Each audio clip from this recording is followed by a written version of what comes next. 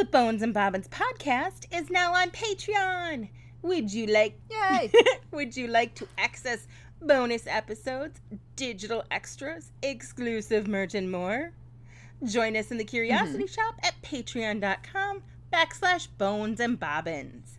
Your generous support helps make the show happen and will also earn you our very eternal gratitude and entry into our private Patreon-only Facebook group. And that's where some which is super fun stuff happens. Yes, you should come join us. Indeed. Because you get to hear. Because it is actually very entertaining. It is.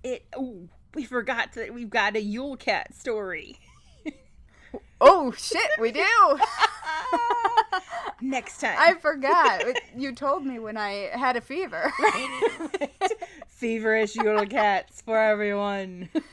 I feel like that may have been where the Yule Cat came from.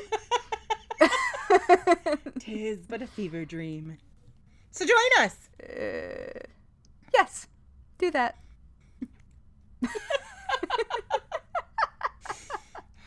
Oh my goodness.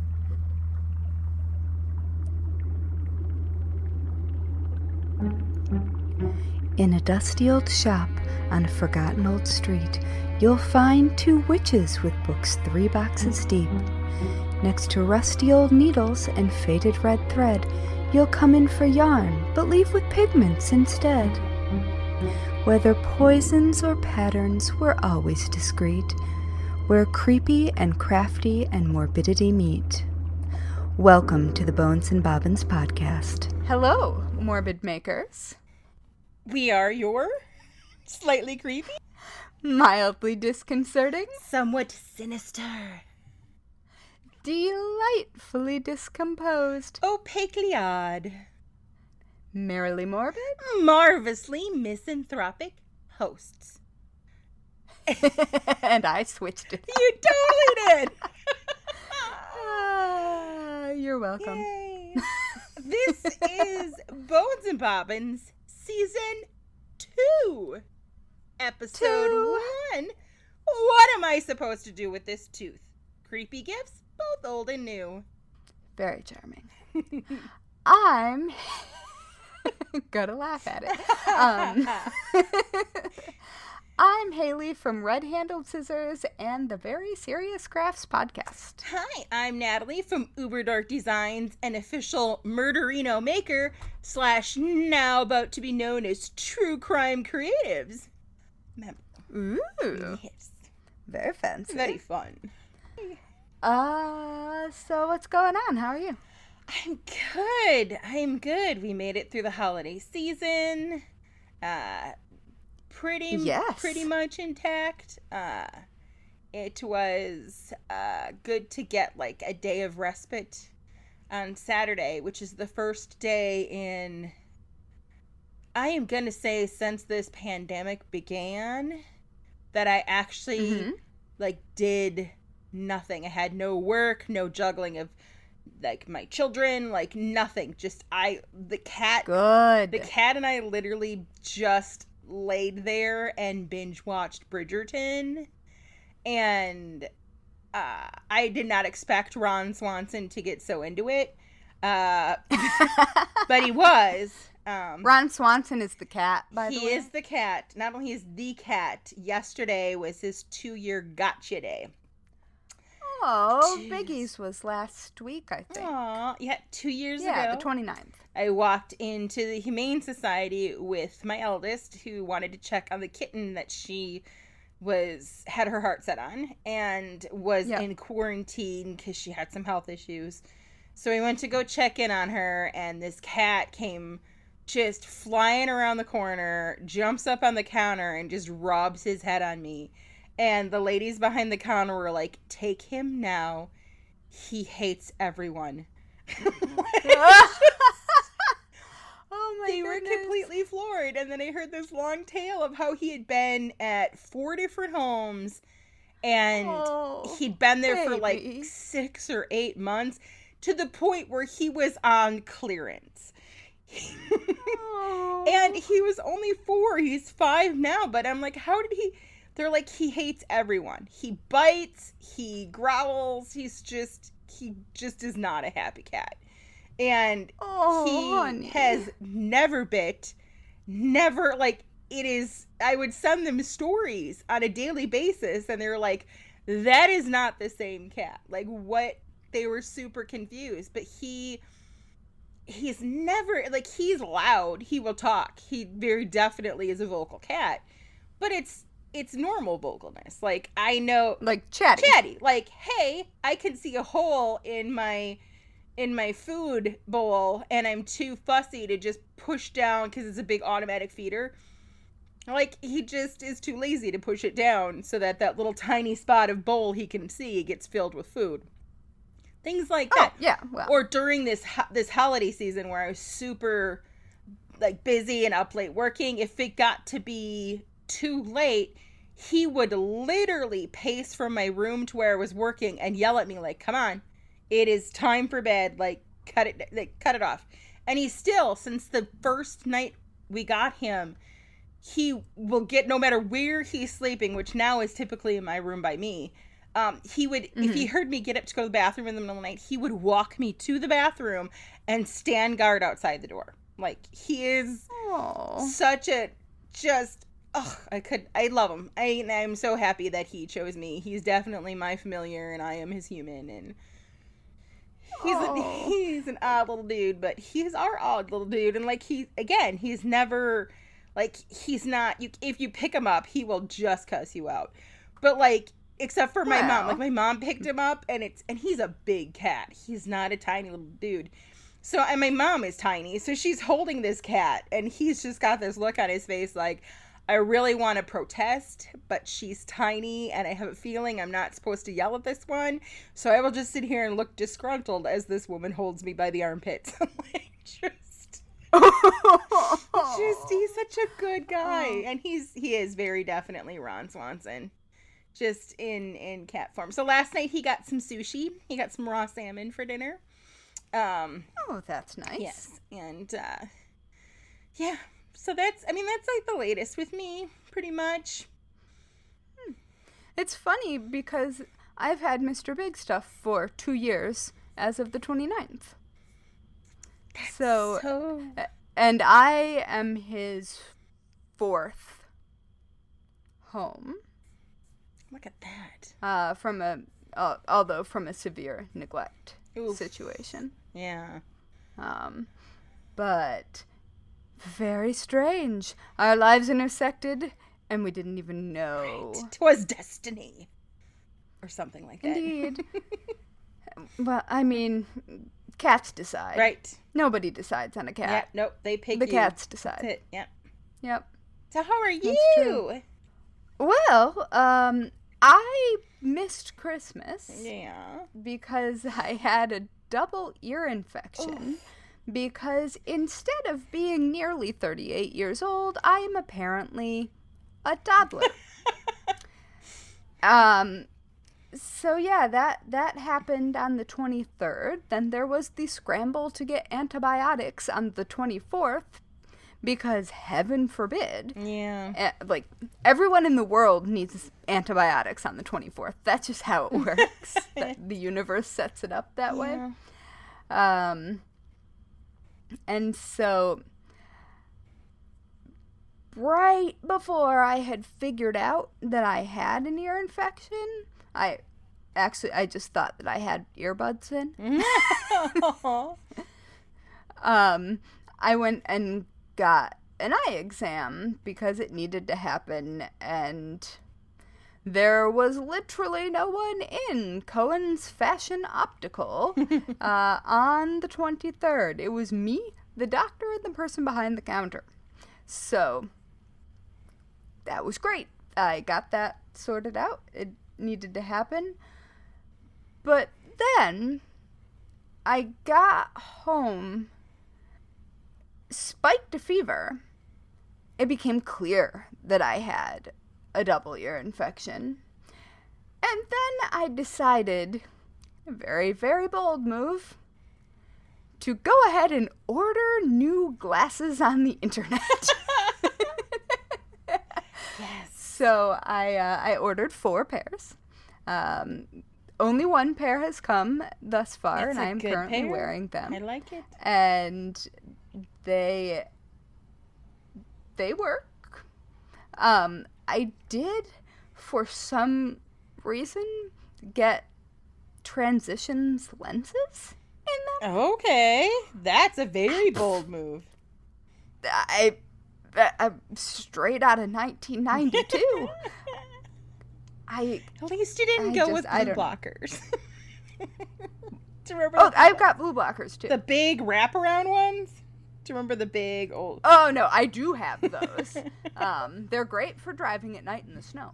Ooh, that's a good... If ever you need to drive someplace and the weather is like the weather that you shouldn't be driving someplace that was in. us coming back Christmas when we left that Sunday. Was pretty questionable. Yep. Those glasses are, like, the orangey yellowy ones are perfect for that. That's what they're made for, actually.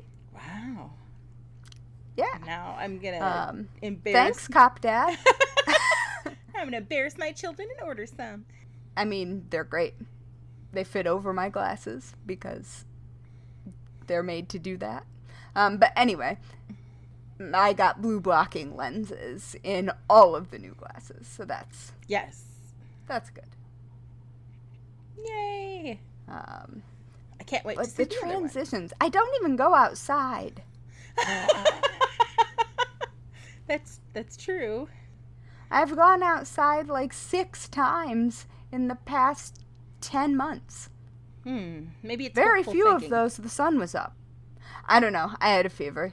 You could ask Fever me, but she's kind of busy not being here. Good. That's good. Yeah. So we'll see when the other 3 pairs arrive. One of them is a pair of prescription safety glasses, Nice. which is a great idea, and because the goggles don't ever fit. No, they don't. But Fever Me had that idea? Fever you is thinking ahead. Yeah, I don't know. Anyway, so that's how my recent past has gone. I did a lot of sleeping. Sleeping is And good. stretched out Christmas celebrations for several days because I slept through Christmas. It should be stretched out. It was fine. Cats didn't care. Right. They weren't mad about opening their stockings 2 days late. Cats are good like that. Well, they also didn't know there was anything in the stockings. They might have been less good otherwise. That's true. But, yeah. So that's where I'm at. Yay. That is awesome. So what did you get? Did you get anything good? Oh, wait. You know what? Before we even jump into that, I have an idea. What's that? I think that it would be a good time to thank all of our fantastic Curiosity Shop members over on Patreon. Mm-hmm. And we should give a totally normal and not at all creepy welcome to our newest member, Beth Weaving. Hello, Beth. Yay! Welcome to the chaos. Also, a special thanks to Valerie Jones for moving up a tier. And hi, Connie. And yes, hello, Connie. Hello. So yes. You're the best. And we would totally go explore hidden old graveyards in the woods with you. At night in the dark. Yes, and if it's snowing, I'll be wearing those glasses. Because they sound like a good idea. I think that would be really helpful if you were running from something terrifying in a graveyard. Yeah. So, there you go. Those are my helpful hints for surviving in a graveyard at night. Good hints, good hints. So, yes. When you finally got around to celebrating, what'd you get? Uh-huh. What'd you get? Well, So apparently my family, though they did not coordinate, seems to have all gotten together and settled on a theme, which happened to be nature intersecting with magic. Ooh. Which is really fun, and I'm here for it. So the first thing that I got that I'm super excited about is a candle making kit. I've been making rolled beeswax candles, but this is the whole container that you that's made to put in a double boiler, and with the thermometers, like the actual doing it, there's the dye, the whole bit of nonsense. So I got that, and to go with it, I also got the Book of Candle Magic by Madame Pamita, which is really cool and has an entire chapter on making your own magical candles. So sounds amazing. Yeah, so I'm excited. And I will go into that quite a bit more on next week's Patreon episode. So, Yay. You know, if you want to hear about that. I do. Alright, so you know how we've talked about Victorians and flowers a lot? Yes. Yes, we have. Okay. So, we've already discussed Floriography by Jessica Rue. Yes. Which is what we used for our segment on the language of flowers, which is Season 1, Episode 12, Flowers But Not in the Attic, if you want to go back and have a listen. But I got a new dictionary or encyclopedia, they are called both apparently, of flower symbolism, called The Complete Language of Flowers, a definitive and illustrated history by S. Teresa Dietz. Ooh. Yes, and so the books are very, very different. And so I'll compare those just a bit, but to sort of sprinkle in a bit more whimsy, I also got Folk Magic and Healing, An Unusual History of Everyday Plants. Ooh. By Fez Inkwright, which is a great, if it's a pen name, it's a really good one. It is. If it's an actual name, clearly they were meant to write books. Yes. Yes. So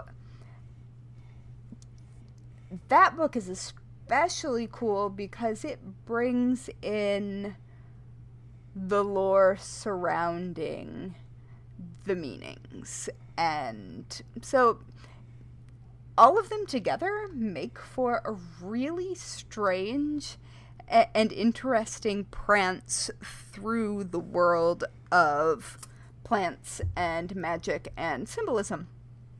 And so the Folk Magic and Healing book is just a super satisfying book, like just to hold. Yeah. It's a nice hardcover book with a good texture, and it's got gold leaf on it. Ooh. And it looks like it's filled with magic, and like it's one of those books that you look at it and you don't even really care what's inside, right? because you have to have it. Yes. So that it's just very charming. So to start playing around with all three of them, I decided to look up some of the same plants in all 3 of them to see what they had to say and to see how they intersected. And so I'll share a few with you. So the first one obviously has to be Deadly Nightshade. Of course. Otherwise known as Belladonna. Yes. Because how could you not? That is just what you need to do. And I do believe that we did that on... Sorry, I am juggling books. I do believe we did that one on the actual flower symbolism I think you're correct. episode. Well, we've definitely talked about Belladonna. We absolutely have. Lots of times. All right, so in the Floriography book, which to me, the whole feel of that book is sort of polite messages and possible passive aggression. And So it's the Midwest of books? Yes, kind of. And the complete language of flowers seems like more of a threat than a promise. Yep. So, in comparison, this is what Floriography has to say about Belladonna. Its meaning is silence. The origin is belladonna, also called deadly nightshade, is one of the most toxic plants on Earth. It was commonly used by the Romans as a poison, causing death and thus silencing the victim forever. Additionally, the genus Atropa is named for the Greek goddess Atropos, the oldest of the 3 fates known for cutting the thread of life, ending the lives of mortals. So that's cool. Nothing subtle about that. That is a thing. No. And now we move on to the complete language of flowers, which is a bit more concise. And also really pleasantly has a skull and crossbones next to every entry that's poisonous. Nice. So just in case. That's a good visual, you need to know. Yep. Yeah. All right. So apparently belladonna has about 1 million different names. One of my favorite, aside from Deadly Nightshade, is Naughty Man's Cherries. Yes. According to this book, it symbolizes falsehood, hush, loneliness, silence, warning. Yes, as opposed to just silence. But this is where we get into my favorite part of the Complete Language of Flowers book, which is the Possible Powers section. Oh, okay. And I want to start out by saying I read this completely incorrectly the first time. And you will understand why it is strange. Okay, so the possible powers of the belladonna plant, and these are magical powers, Yes. are astral projection, Oh. hallucinations, hallucinatory witch flight, Ooh. and visions. And now, I want you to know that after researching this for hours, I had misread hallucinatory witch flight, which I understand how that happens. You know, the old broomstick up the lady parts. I thought it said hallucinatory witch fight. Let's get ready to rumble. And, that is really specific. Yes. really specific. So altogether, and so I spent... it sounds like a hell of a Saturday night. Right? Yeah. So, all right, now we will go to the charming folk magic and healings thoughts on belladonna, which includes a quote from Keats.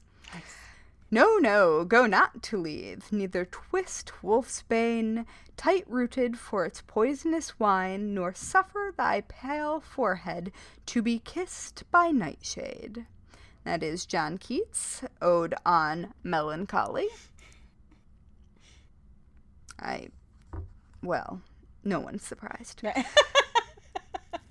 Okay, so just as the name suggests, deadly nightshade is not the sort of plant to be looked to for healing. Before the Middle Ages, it was used as an anesthetic for surgery. However, it was just as likely that a patient would die from the sedative as from their injuries. And as soon as a more reliable alternative came about, physicians quickly abandoned it. Before it gained its reputation as a poison, it was commonly used by Venetian ladies to dilate their pupils, a sign of beauty at the time, which we now know was consumption? Yes.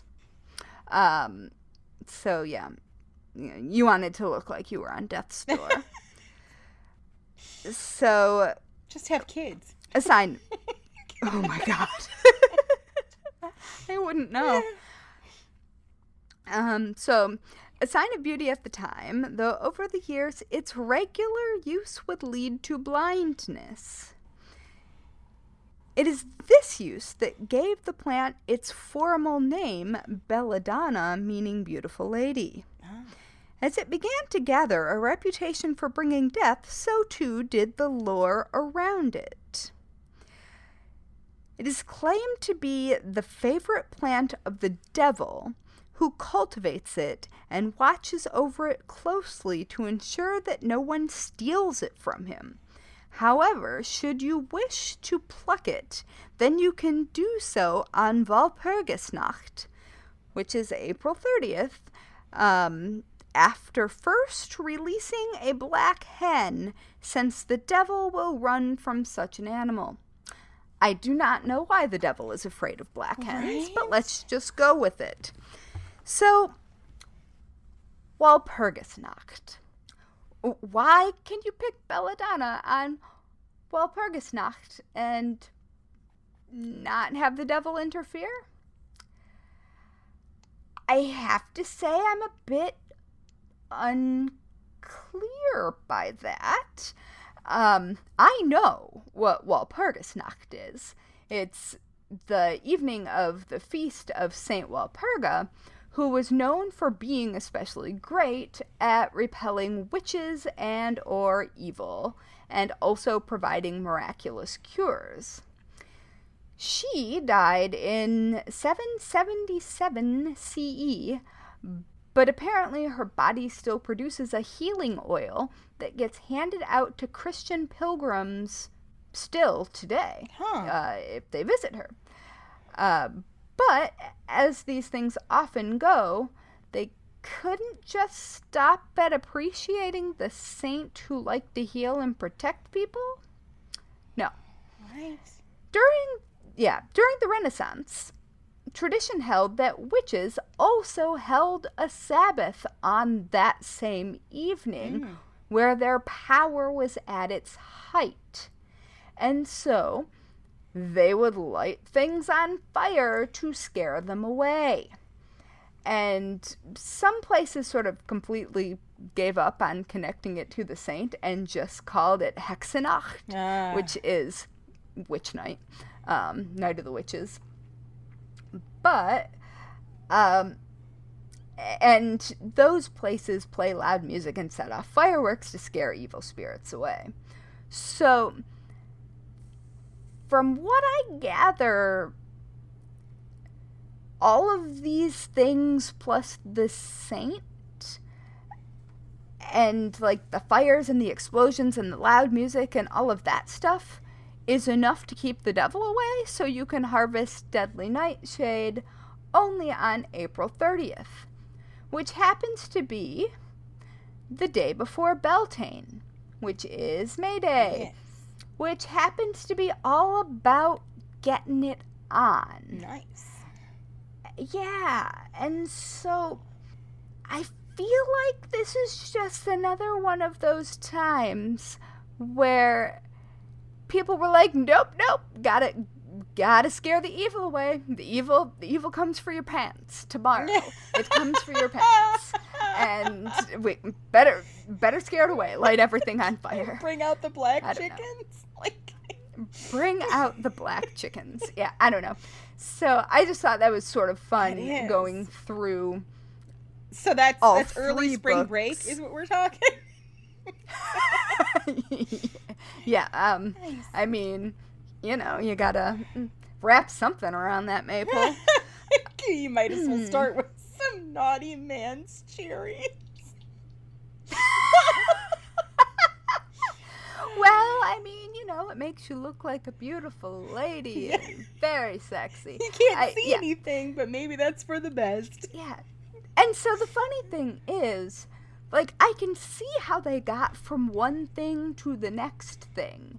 It's just almost impossible to see how they got from where it started to where it ended. I'm still real confused about the desire to just keep a poor dead body alive and make it produce oil and... Like, oh, it's not supposed to be alive. Well, but, you know, why do we keep fucking with the dead? Like, why can't we just let them be? Well, from what I can tell, the whole in the resting place reliquary, I suppose, since she's a saint, formed, and it just is. I don't trust. I don't know. I don't think they're doing anything to the body. Okay. I think the body is just chillin', producing this holy God knows what. But, funk. Just... Yeah, I don't know. Or maybe at this point we've gone the way of holy water, where the nuns who are tending to it just have to bless some random oil. I don't know. But it's supposed to have come from her. Okay. And ew? Yeah. But also, whatever. And she was supposed to have some pretty fantastical curing powers and keep evil and witches away. Hey, if it gives you hope, that's cool. Whatever. Like, you do you. Yep. On Witches' Night. We'll do us. Exactly. Alright, so the next thing that I wanted to look at was jasmine, because it is my favorite scent. I love jasmine tea very much. We used to get, when I lived in California, there was a Vietnamese noodle house, and for like $5 or $6, you got a giant bowl of soup and a pot of jasmine tea. Yum. And it was, and so to this day, it's actually one of my eldest's favorite tea. Both my girls are tea drinkers, but she really likes jasmine. It is a good smell, too. Yeah, jasmine tea is, it just makes me happy. Yes. Whenever it's happening. It is a happy tea. Alright, so, back to floriography, which tends to be kind of nice about it. Jasmine, amiability, cheerfulness. Jasmine's light and lovely scent, along with its elegantly shaped blooms, perfectly convey amiability and cheerfulness. I am not sure how those shapes convey amiability and cheerfulness, but okay. It's often used in weddings and celebrations, especially in the Philippines, Pakistan, and Indonesia, where it is a native plant. All right, so that's what that has to say. Now, let's dive back into The complete language of flowers. The symbolic meaning. Amiability, cheerfulness, folly, glee, material wealth, modesty, timidity, and wealth. The possible powers are business, divination, dream magic, emotions, expansion, fertility, generation, honor, inspiration, intuition, leadership, love, money, politics, power, prophetic dream, psychic ability, public acclaim, responsibility, royalty, sea, subconscious mind, success, tides, travel by water, and wealth. So just that? That's a long list. Also, I'm confused because I don't often think to connect amiability and timidness with politics. Maybe you're using it against your foe to produce such an effect. I don't know. There you go. Distract him with the jib. Then it adds just nicely at the end. Jasmine flowers attract spiritual love. The fragrance of jasmine flowers help to promote sleep. So does belladonna, as it turns out. Jasmine, however, not permanent is sleep. Not. Well, also it's not poisonous. Yes. I suppose most things are if you really ingest. try, but okay. So, Queen Anne's lace, I thought would be another fun one to look at, since it is connected to bobbin lace, which I personally make. So, let me find the actual page. Also, it's just very pretty. Isn't it? It is. Isn't it a carrot family? Yes, it's actually Draucus carata, and it can be known as the common carrot. Everything sounds flower. cooler Latin. I mean, yeah. All right, so floriography. The meaning is sanctuary. The lacy fronds of Queen Anne's lace fold together in a shield or nest-like shape, providing sanctuary and protection for their inhabitants. It's often called bird's nest for this reason. I like that. It is sweet. All right. You have to be a really tiny bird. Now, let's refer to the complete language of flowers, shall we? Something tells me it's not as sweet. Symbolic meanings. Do not refuse me. Fantasy, haven, sanctuary. Its possible powers include fertility and lust. Yes. And now, this book has a slightly different take on the origin of Queen Anne's lace as an item, or as a flower, as connected to Queen Anne. Okay. All right, so Queen Anne's lace is named so after England's Queen Anne, who was a renowned expert lace maker. One dreadful superstition is that if someone picks Dracus carata, then brings it into their home, their mother will die. Oh, shit. Another suspicion is that if a woman who is true to herself plants Dracus carata in her garden, the plant will thrive. All right. So, we've got those opinions. I think it's time to pull out folk magic and healing. I'm just And really see glad you- my mom's still alive, because we used to pick that stuff all the time as kids and bring it to the house. Did you know that a visually extremely similar plant to Queen Anne's lace is one of the most powerful poisons? Yes, you have to check underneath, because one has the, yes. There's like that difference underneath. One has like a little thingy underneath and the other one doesn't, right? I don't remember exactly, but it is. But yes.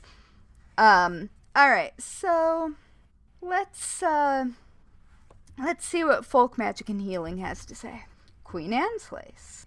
And here we turn to mount that hill, down which the wild brook tumbles. And like today, that day was still, and soft wind swayed the umbles. Of these wild carrots lawny gray, and there deep dappled orris, an orchard stretched, and in our way dropped ripened fruit before us. Which is Madison, Julius, Cowine, One Day and Another. It kind of lines up with fertile. Yep. All right. So, this is what the book has to say about the folklore, and this is, for the record, the folklore that I know about Queen Anne's lace and what I would have said if I were just going to talk about it out of nowhere. So, Queen Anne's lace is one of the folk names for Draucus carata, the wild carrot. The tale that gives these delicate flowers their name is as follows. Queen Anne was known to be an expert lace maker, and she once challenged the ladies of her court to produce a lace as lovely and intricate as the Draucus. No one could produce such a thing, not even the queen, who pricked her finger during the attempt, causing a drop of blood to fall to the center of her lace. In sympathy, the flower now grows a single dark pink flower in the center of its umbels. In keeping with its namesake, it is said that the wild carrot will thrive in the garden of a woman who is true to herself. Got that. All right. So there's some overlap. There is. It's interesting looking at three different obviously researched sources. Yeah. Well, because you do have to pick and choose what you say about a topic. Mm-hmm. You can't really ever cover all of it. Very true. I mean, like in a podcast. Right. But I remember also when we were talking in the episode that, like any language, there's colloquialisms. So what it meant in one area might have been different in a different area. But I definitely am still on board for bringing back coded flower messages and threads. Oh, yeah, for sure. So I've just got a couple more that I thought were, well, they tie into some of the handmade things that I have, and also some of the things that our witchier listeners will connect to. And yay! Then I will be done with my prance through the world of floral fuckery. Okay. So, I have too many tabs, and too many literal tabs, like actual sticky note tabs. There we go. All right. So, I wanted to look specifically at folk magic and healing for a couple of the more witchy items, just because I think it's interesting to tie that in to the meanings that we have for certain things now and where they came from. And so, because I use a Rowan wand in my witchcraft practice. Ah, yes. I decided to take a stroll through Rowan, which is known to protect against witches, but is also used in powerful magic. So, it's a little confused, but it also involves the good folk, so that's fine. Yes.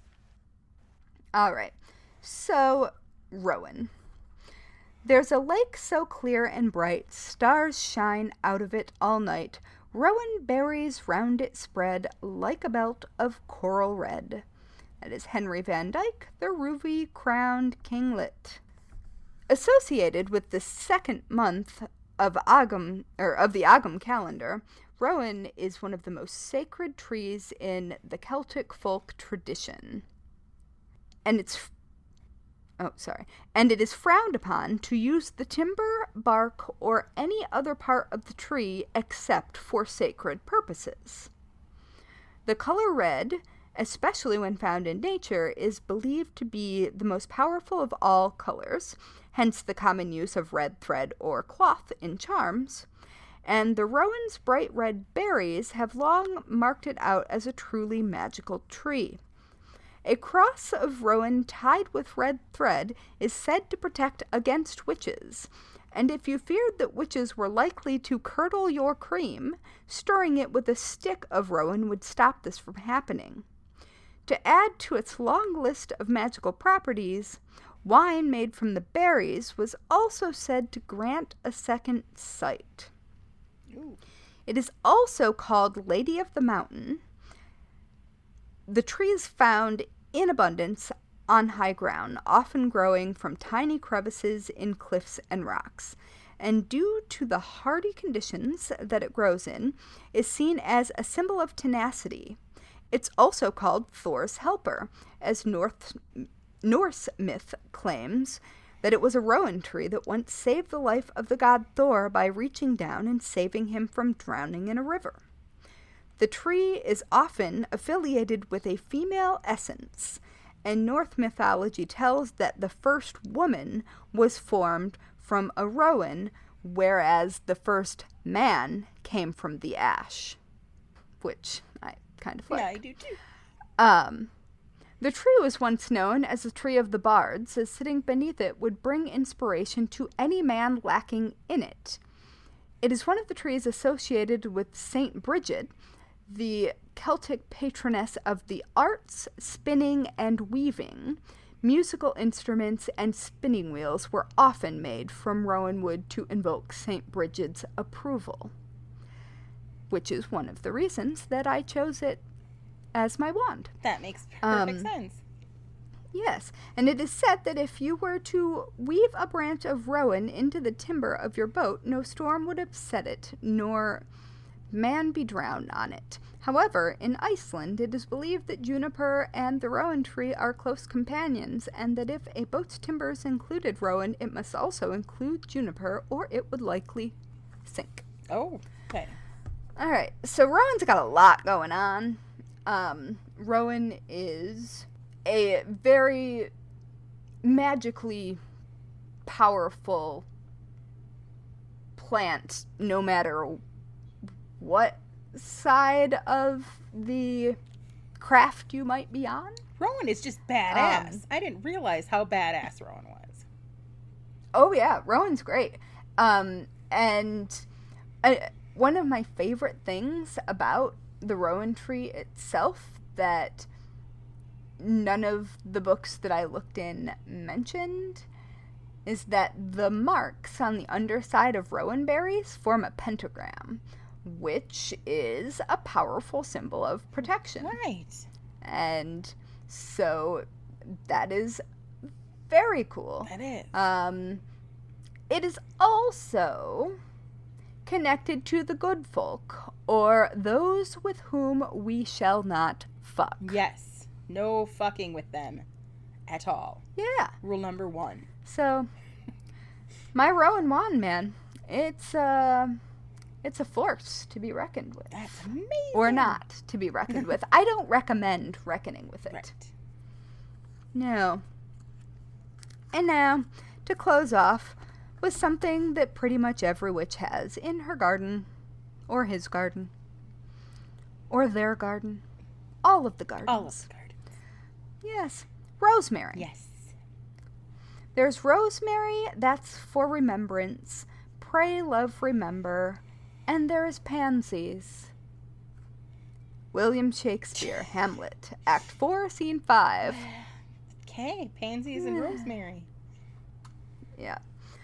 Also known as compass weed, incensier, and pilgrim's flower, tame rosemary thrives best when a woman is in charge of the household, and it is said to wither and die if she moves away. It is an excellent incense and purifier. When burned, it drives away evil spirits and negativity, and when stored next to other dried herbs, it cleanses them of negative influence. At heart, it is a household herb. Rosemary grown or dried and hung by a doorpost will deter would-be thieves, and when hung in twigs above a bed, it is also protection against spirits. In Ireland, it was hung to protect a child from being stolen by fairies and replaced with a changeling child. In the Middle Ages, it was a popular Christmas strewing herb, as it would release its scent the more that it was walked upon. And Christmas wasn't celebrated like Christmas is now in the Middle Ages, and if you're not familiar with strewing herbs, they are what you would throw down in, like, the Great Hall of a castle to, like, instead of straw or something, because everybody was tracking in God knows what. Yeah. And then you could clean that up and put down fresh, and having something that smelled nice would have helped a lot with that. So, it has long been associated with memory and remembrance. Not only was it often thrown into a grave to ensure that a person would not be forgotten, but in ancient Greece, students would braid rosemary into their hair to help them with their studies, which I love. We are a fan of rosemary. We have rosemary mint shampoo here. That is a standard in our house. And yet another plant said to help bring about love, a popular charm to bring romance to your doorstep was to tie 3 sprigs of rosemary together with red thread and place the sprigs under your doormat. Alternately, to bring or keep love in the bedroom, you could place the bound sprigs beneath the mattress. Ooh. So, let's all go try that out. Load up on the rosemary, people. Indeed. So, that concludes my little jaunt through the world. Oh, flowers meets magical traditions. That is wonderful. What great presents. That's great. Yeah. Aren't they cool? They're very, very cool. In fact, one of the presents I got for Christmas was an amazing giant bouquet of flowers from my friend Diana. And I wonder, what does it really mean? Also a strong goddess name. Yes. Diana. Oh, absolutely. Absolutely. And she is a strong goddess of a lady. All right. So, Natalie texted me a photo. I did. Of this particular bouquet. And so I'm going to let you pick which book am I going to look in between Floriography and The Complete Language of Flowers. I'm going to go Complete Language of Flowers. I thought you might. All right. Wait, shit, that one's in Latin. Hold on, I'm gonna have to look up Latin names. That's alright. Here we go. Ooh. Oh no. They're highly poisonous. Ooh. Alright, so, daisies. Also known as the garden daisy, the English daisy, the moon daisy, and the wild daisy, are Bellis perennis. They are poisonous. Really? The symbolic meaning is beauty, beauty and innocence, cheer, childlike playfulness, contempt for worldly goods, creativity, decisions, do you love me? Faith, forever young attitude, gentleness on behalf of both giver and recipient, happy-go-lucky, I partake your sentiments, I share your sentiments, I will think of it, I'll never tell, innocence, loyal love, purity, simplicity, simplify, strength, and you have as many virtues as the daisy has petals. That's Okay. great. And yeah, so magically, daisies are great for divination for love and heightened awareness. See also love and lust. Ooh. Yeah. So, let's see about these roses. Holy fuck. Oh boy. All right. So we're going to start with the symbolic meanings of roses broadly, and then we're going to get specific with the color. Okay. Because they went there. Okay. All right. So, balance, beauty, carrier of secrets and understanding, divination, equilibrium, healing, hope and passion, love, luck, magic, messenger of love, passion, perfection, protection, psychic powers, strength through silence, and ultimate beauty. Ooh. All right, so I think between the daisies and the roses, we've got a lot of love, a lot of happiness, and a lot of psychic shit. Nice. All right, so let's find the specific color meanings. So I would call that dark pink. Would you call that dark pink? I would call that like a dark pink, yeah. All right. Dark pink means thank you. Oh. Full stop. And it's funny because the term thank you was in the note that came with it. All right. Carnations. I love carnations. Like, they're not the prettiest of flowers, but they smell really good. I agree. I think they get kind of a bad rep. That's interesting. Yeah. Their Latin name is dianthus. I got dianthus from Diana. Uh-huh. That's what I'm saying.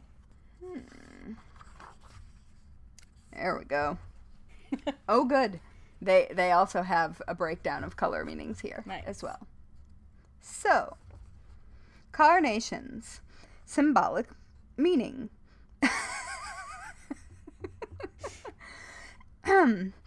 Admiration, bad luck, bonds of affection, dignity, disappointed, disdain, distinction, fascination, good fortune, good luck, gratitude, health and energy, heavenly, joy and commitment, love, misfortune, pride, pride and beauty, pure and deep love, pure love, self-esteem, strength, true love, woman's love.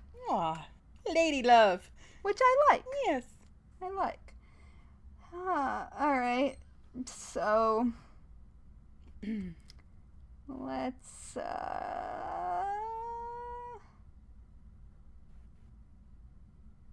see if we can get more specific with the color.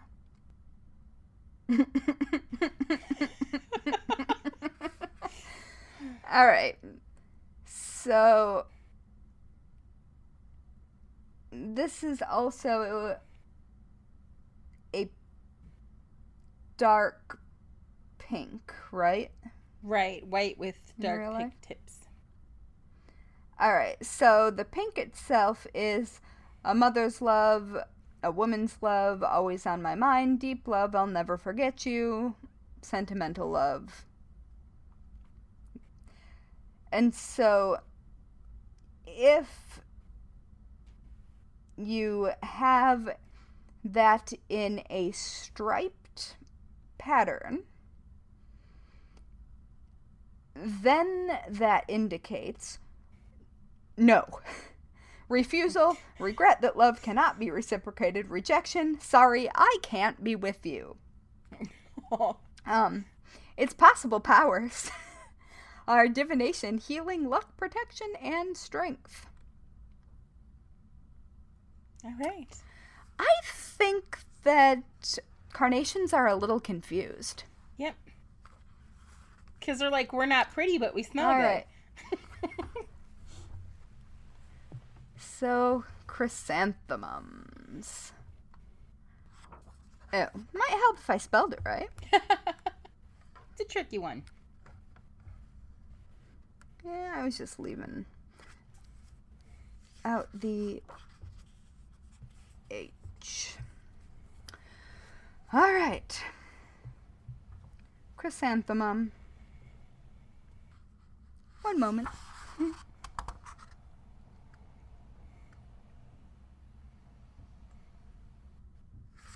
right.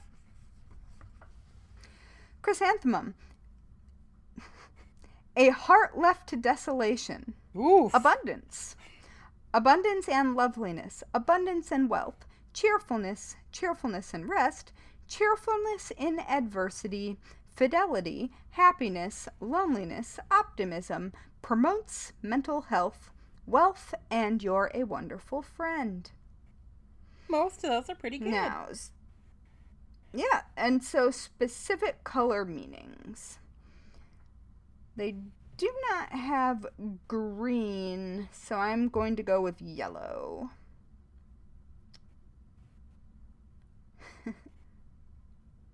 Which is imperial or scorned in love. Oh, scorned. And its possible powers are protection. Full stop.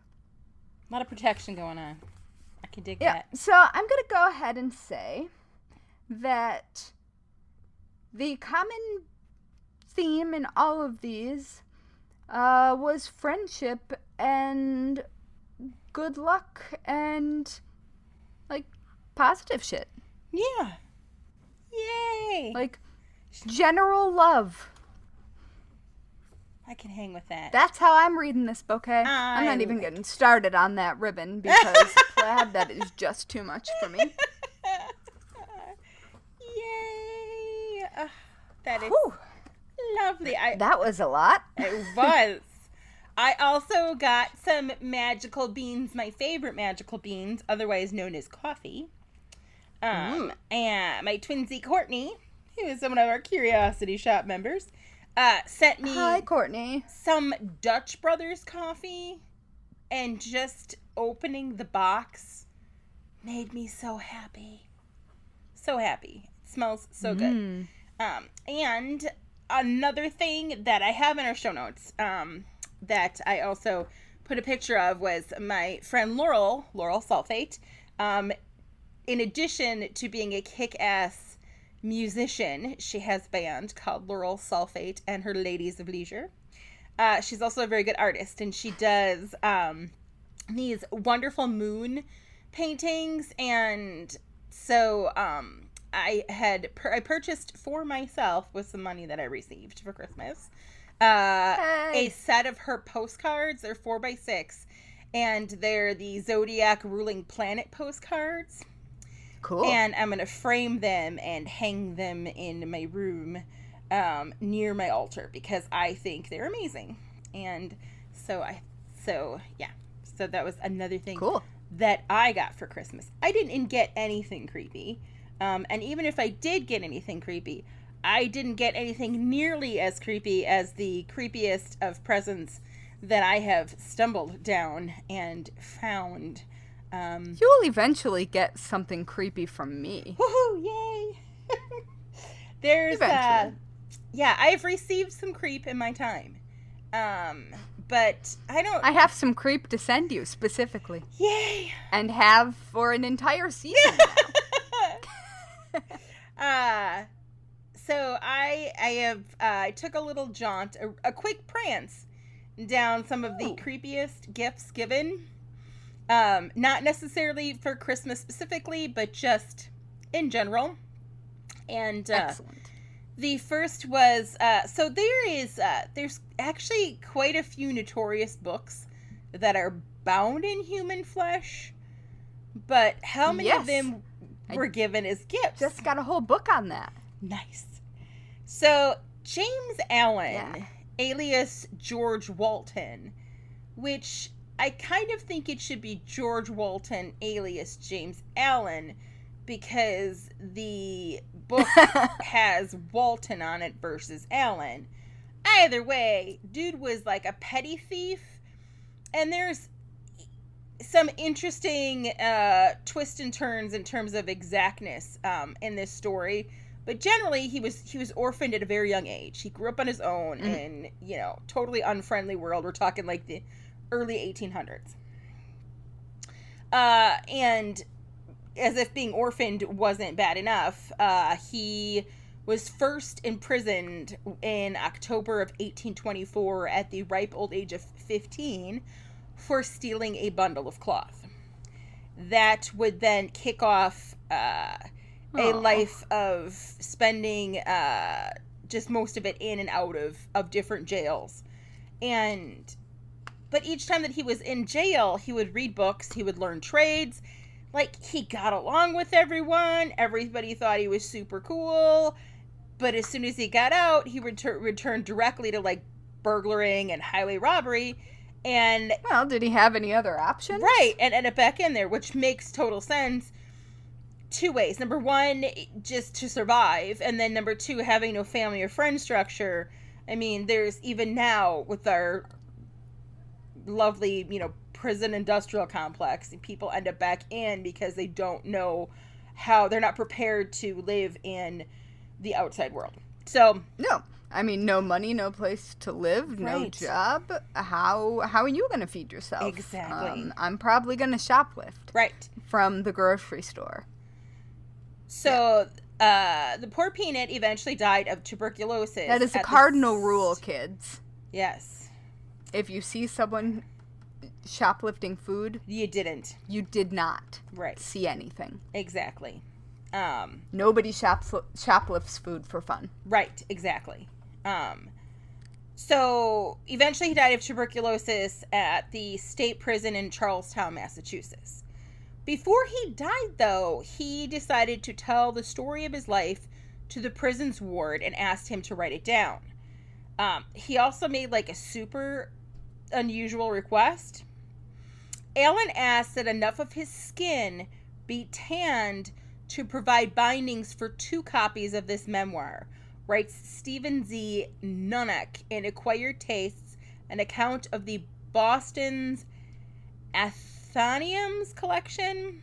Athenaeums. That. It's a lot of vowels in there. That collection. That's where the book is right now.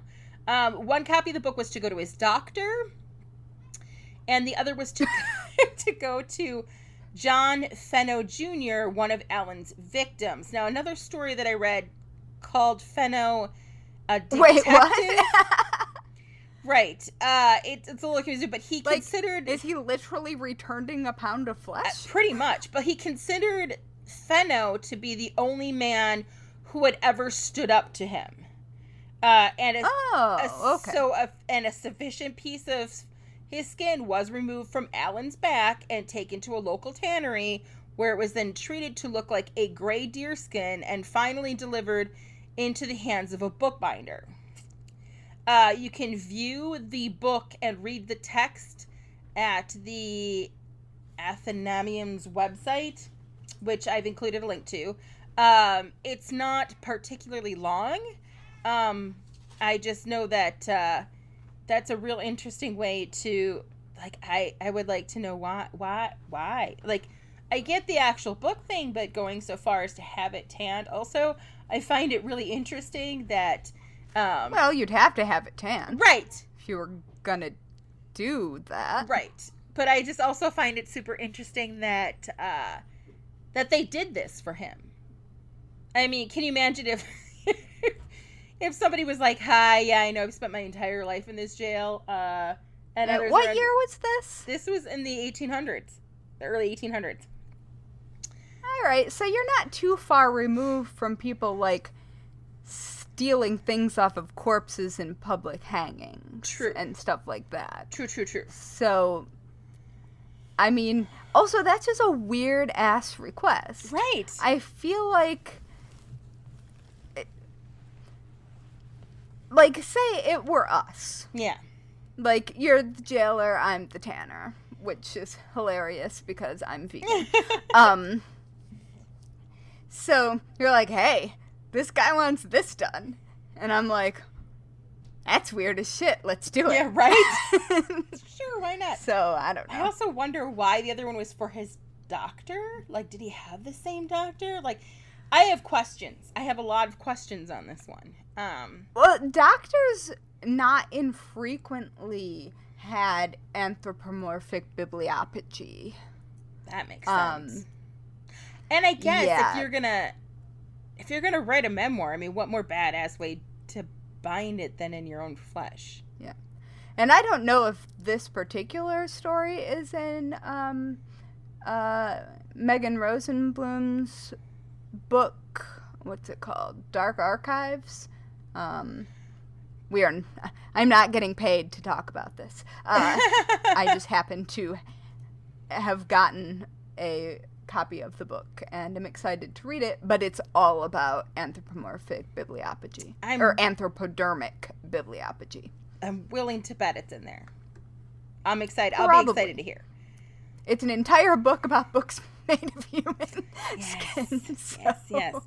So, books are not the only thing, gift-wise, that have made out of human flesh. And no. Ed Gein will tell you otherwise. Yes, that's what I was about to say. And I don't know which came first in this situation. But there's a few different stories about this next fleshy gift. They're all really intriguing, and I've definitely added the book written about it to my reading list. But whatever the motive and whatever, whether it was from like an abandoned house in New Orleans or a store, like that seems to be like the origin of the actual origin of the lamp and where it was purchased. Seems to be a house in New Orleans. Yeah, and apparently that's where the unique lampshade was purchased. But so Skip Henderson acquired this really weird looking lampshade that he found for all of $35. And at the time, all he knew was that it was made of a material that was thin and yet had like a really strange texture, and it wasn't something that he'd ever seen before. So over the next 2 days after he got it, he kind of began researching what the shade could be made from. And this is like in the 2000s. So this is, I want to say that the book about it was written in like 2013. But when he started realizing that it might just be made out of human flesh, he decided to nope the fuck out of it and do what any good friend would do. He gifted it to his reporter friend. Just packed it up and was like, hi, here, congratulations, you now have this. And that's how Mark Jacobson ended up with it. Whether he wanted it or not, Skip didn't really give him a friggin' chance on that. So Mark went on to research the lampshade and determined... I mean, human skin looks like human skin. It does. And looking at the picture, I'd have been like, that's some Guinness. That's, yeah. It. Mm-hmm. There's no doubt when you look at it to me, but I'm weird. So the Mark went on to research the lampshade, and he did indeed determine that it was human flesh. But whose and how the lamp actually came about, well, I'm going to have to read that book, and so will you, to find that out, because there's a bunch of different theories floating around. Now, I did include a link to the New York Magazine excerpt from the book, and just that excerpt involves all kinds of goodness, including a Dominican spiritualist working out of a basement in Union City, New Jersey, named Doña Argentina, that's described as a large woman wearing a ceremonial headdress and smoking a pair of cigars, one on either side of her mouth. And I have never, ever wanted to visit Union City more than I do now and give her a visit, because, oh my gosh, she sounds amazing. I mean, that's what the PATH train's for. And it's a really, just that excerpt's really... That is the train that goes into New Jersey from New York. So just that excerpt actually makes me want to read it. So that is gift number 2. And as we are speaking of flesh, I have found that celebrities have gotten some really weird gifts over the years. In 2013, Jared Leto was revealed that the strangest gift he has ever received from a fan was, and I quote, "Someone cut their ear off once and sent it to me. That was very strange. A whole ear. The Van Gogh move," he told XFM's Phil Clinton. The Van Gogh move. Yes. The note just said, "Are you listening? I never knew who it was. Who's missing their ear out there? I poked a hole in it and wore it as a necklace." So, sweet. Props for honoring it. Looking for something a little deeper than flesh? I mean, are you listening is a stalker move? Yeah, that's pretty stalker. A whole friggin' ear. That combination if that had been sent to a woman, all manner of red flags would be waving high. Definitely. So, something a little deeper than flesh, Norman Reedus of The Walking Dead and Boondock Saints fame keeps receiving breast implants from fans. Norman Reedus told Page 6 in a video that I've linked in the show notes, "I've gotten a bunch of breast implants. Yeah, weird shit happens all the time. The weirdest breast implant was they had taken the fat out and wrapped it in saran wrap and put it in 2 separate boxes. That was weird, and I'll let you watch the video on your own for more weirdness, because that's not the only thing he talks about.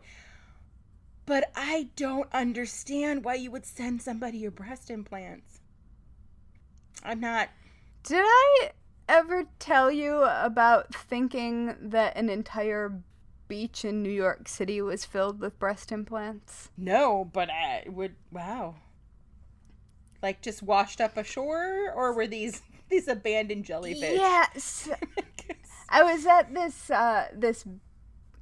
it's not, I don't think it's a beach you're supposed to be at, but, called Fort Tilden, which is next to a military base that is no longer functioning.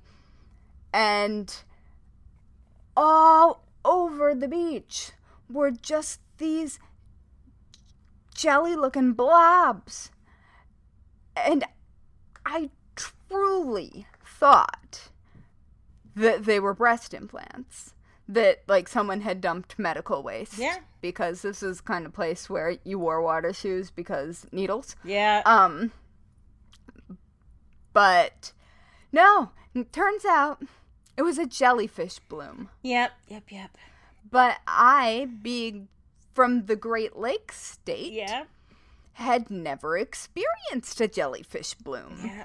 And let me tell you, they look just like silicone breast implants. They really do. They really, really do. Yeah. Absolutely. So, weirdness has followed many stars. Ed Sheeran had a fan that took Let Them Eat Cake to, like, a whole new friggin' level. According to him, one of the strangest gifts he ever received was from a fan that made a cake with a clump of their hair baked inside. The singer-songwriter told... That's not a cake, that's a spell. Right? That told Yahoo's OMG that he only realized the cake contained a special ingredient because he ate it. He, tried a slice. Someone cooked it in a cake, a big clump of hair, he said. Don't ask me how I found out. I tried to eat it. I thought it's very sweet to be given a cake. I shall eat the cake. The food that a fan sends you. Right? He said... You don't even eat the thing that a fan gives you in person. Right? You just don't. He said, I have expected her to track me down and be like, I'm inside you now. Be proper stalker-ish. Yeah. So all I'm saying is that's a slow burn spell right there. Right? But my favorite creepy gift is one that the celebrity not only requested, but then clearly showed that they could definitely be a part of the Bones and Bobbins crafty coven. Oh? Yes. So, known for being just a bit eccentric and wanting to stand out from the normal music crowd, Kesha has done some things that could be considered a bit creepy. She did break into Prince's house to have him listen to her music. So, it may not... You gotta do what you gotta do. This is what I'm saying. So it may but not... But that's a compound. That's not just a house. It's pretty... Right. It's pretty... I mean, Paisley Park's pretty intimidating. So, I mean, serious fucking props to her. So, it may not seem too out of character for Kesha to request something strange from her friends. In this case, she asked them to send her teeth. Real teeth. In the hopes that she could make something out of them while she was in rehab recovering from an eating disorder. Kesha told a UK publication... That is a really strange and specific thing to want. Right? For that. And I have a history with disordered eating, so when I laugh at that, it is not at anyone.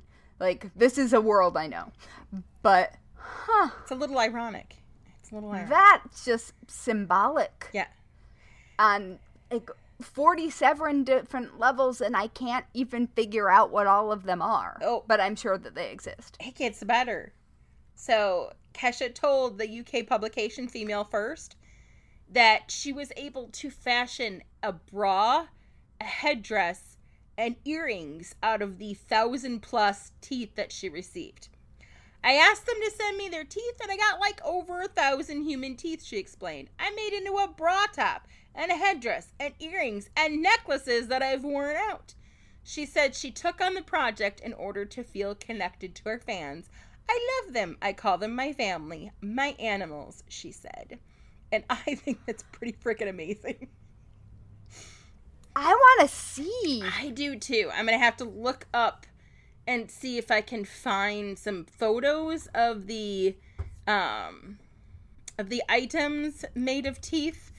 But this just gave me a whole new love for Kesha. Because I just... That's a lot of hot glue. I'm trying to find...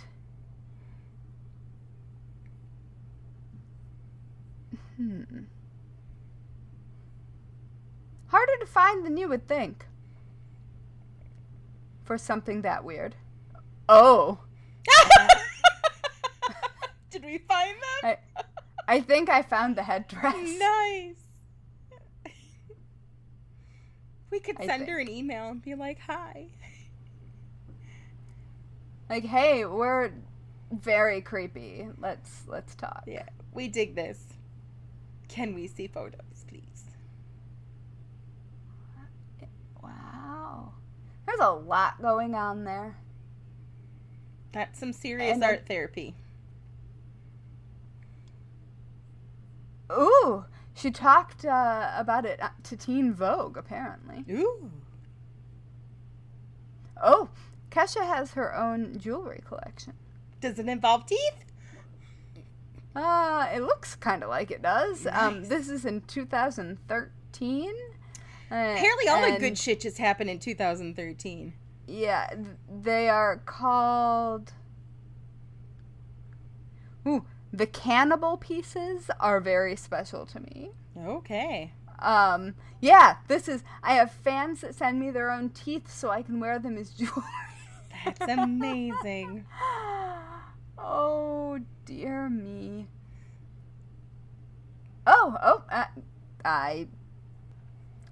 Interesting. I'd wear that. Nice.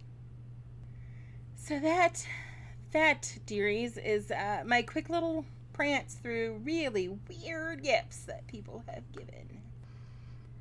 Wow. That's something. I mean, that's if you want a personal gift, Yeah. that is an extremely personal gift. It is.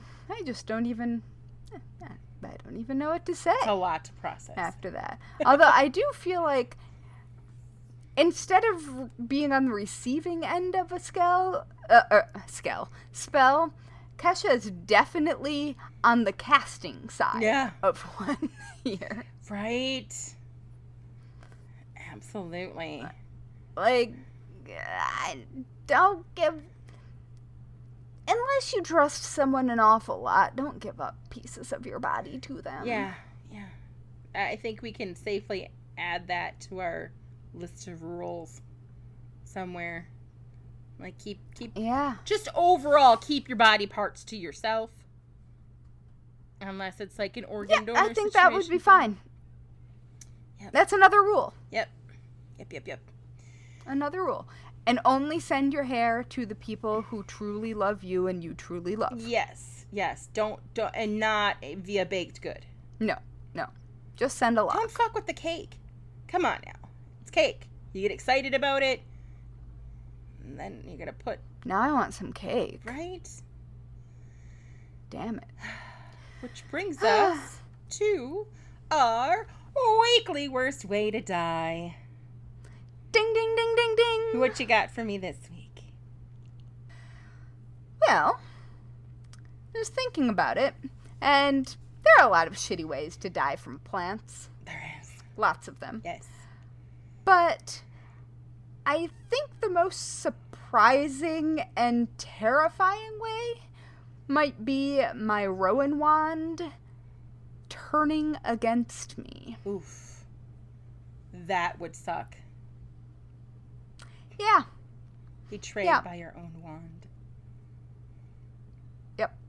That's some Harry Potter shit going on. That is. So, kind of along the lines of Christmas presents, because both of my children got these facial sheet masks that are so popular. And also... I have never done one. Flesh. I just cannot seem to put them on my face correctly, or I possibly have a weird shaped face, but I can't, and they're so full of goop. My weekly worst way to die is accidental asphyxiation by facial sheet mask. Last night we did one, and like there was a nose flap, and it kept, when I breathe, it would suck into my nostrils, and just, it...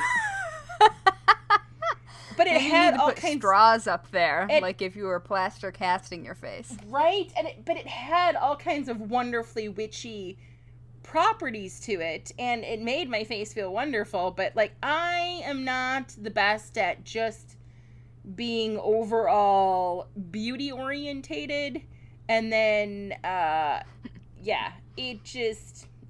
accidental asphyxiation by facial sheet mask.